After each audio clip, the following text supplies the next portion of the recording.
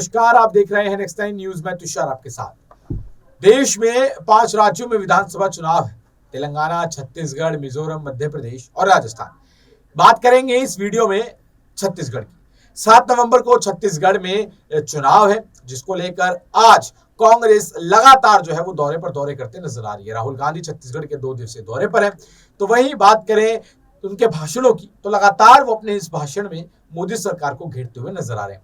आपको बता दें कि छत्तीसगढ़ में कांग्रेस की सरकार है, भूपेश बघेल वहां के सीएम है, लेकिन घेरते हुए नजर आ रहे हैं बीजेपी को, क्योंकि छत्तीसगढ़ में जिस तरीके से इस समय सियासी समीकरण बनता हुआ नजर आ रहा है, जिस तरीके के सर्वे जो सामने आ रहे हैं, जो आंकड़े सामने आ रहे हैं, वो ये दिखाते हैं कि छत्तीसगढ़ में बीजेपी कांग्रेस को कड़ी टक्कर दे सकती है। हालांकि छत्तीसगढ़ को कांग्रेस का गढ़ भी माना जाता है और कांग्रेस की वहां पर एक अच्छी पकड़ मानी जाती है, लेकिन जब से मोदी भाजपा में आए हैं तब से कांग्रेस की पकड़ का क्या हाल हुआ है वो आप भी जानते हैं और हम भी।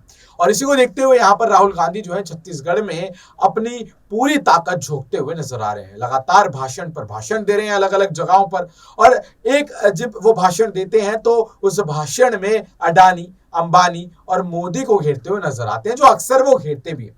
लेकिन इस भाषण में अलग क्या था? इस भाषण में अलग ये था कि राहुल गांधी अपनी उपलब्धियां गिनवाते हुए नजर आए। किसानों के कर्ज माफी को लेकर, बच्चों की स्कूली शिक्षा को लेकर, महंगाई को लेकर, सिलेंडर को लेकर, बेरोजगारी को लेकर। जब उन्होंने जितनी भी सुविधाएं अपने कार्यकाल के दौरान दी है कांग्रेस ने छत्तीसगढ़ में, उसके बाद जब वो मोदी पर आते हैं तब अडानी का मुद्दा एक बार फिर उठा लेते हैं और कहते हैं कि जो हमने किया है वो भाजपा कभी कर ही नहीं सकती, क्योंकि हम कर्जा माफ करते हैं किसानों का और भाजपा कर्जा माफ करती है व्यापारियों का, कारोबारियों का, यानी कि अडानी का। क्या कह रहे हैं वो अपने इस भाषण में, सुनिए जरा। तरीके की सरकार होती है। मैंने कल अपने भाषण में कहा, एक सरकार होती है जो गरीबों के लिए काम करती है, किसानों के लिए, मजदूरों के लिए, बेरोजगार युवाओं के लिए उनकी मदद करती है और पूरी की पूरी अपनी शक्ति उनकी मदद करने में लगा देती है। दूसरी तरीके की सरकार होती है वो अरबपतियों को देखती है, और जो देश में सबसे अमीर लोग होते हैं, अरबपति जो होते हैं, उनके लिए सरकार काम करती है। बघेल जी ने कहा 14 लाख करोड़ रुपए नरेंद्र मोदी जी की सरकार ने अदानी जी जैसे लोगों का कर्जा माफ किया है। 14 लाख करोड़ रुपए। आप मुझे बताइए, बीजेपी ने कौन सी स्टेट में, हिंदुस्तान में अलग अलग स्टेट में उनकी सरकार है, कौन से स्टेट में बीजेपी ने कर्जा माफ करके दिखाया किसानों का? ये मुझे बता दो। आपको एक स्टेट नहीं मिलेगा। और सेंट्रल सरकार को तो छोड़ दो, उनका तो सीधा अदानी जी के साथ रिश्ता है। 24 घंटा अदानी अदानी अदानी चलता रहता है। खदानें दे दी, एयरपोर्ट दे दिए, पोर्ट दे दिए, किसान के कानून बना दिए उनके लिए। मोदी जी किसानों से कहते हैं, नहीं मैं तो आपके लिए फायदा करना चाहता हूं, मैं किसान बिल लाया हूं। सोचते हैं किसान को कोई समझ नहीं है। आप किसानों के जेब में से पैसा छीनने के लिए कानून लाए थे। आप अदानी जी को पैसा देने के लिए कानून लाए थे, और आप 24 घंटा अदानी जी की मदद करते रहते हो। और यहां पे आपके जो चीफ मिनिस्टर हैं वो भी अदानी जी जैसे लोगों के लिए ही काम करते हैं। हम किसानों के लिए, मजदूरों के लिए, छोटे व्यापारियों के लिए, युवाओं के लिए काम करते हैं। ये फर्क है। अब देखिए दूसरी बात, जहां भी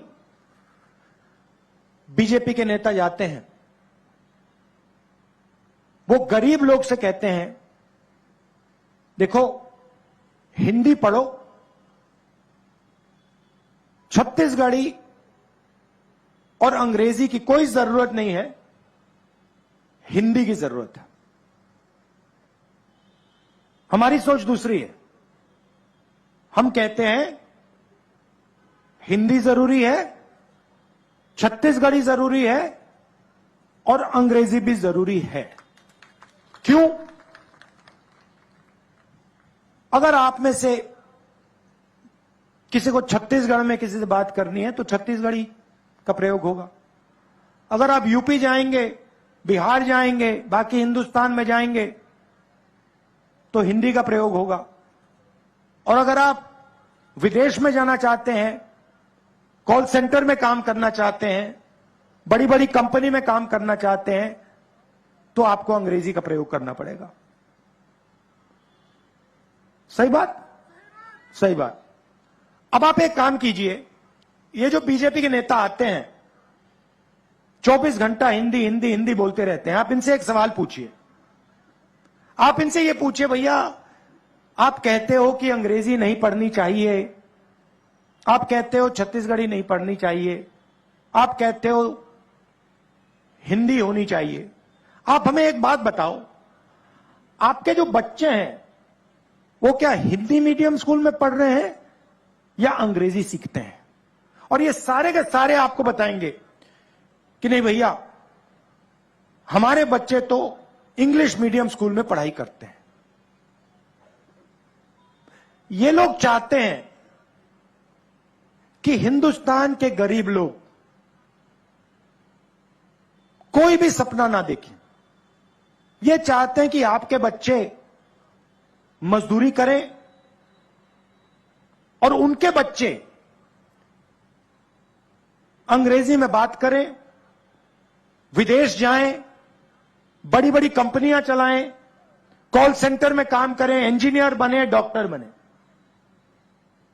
हम चाहते हैं कि छत्तीसगढ़ का गरीब से गरीब युवा बड़े से बड़ा सपना देखे।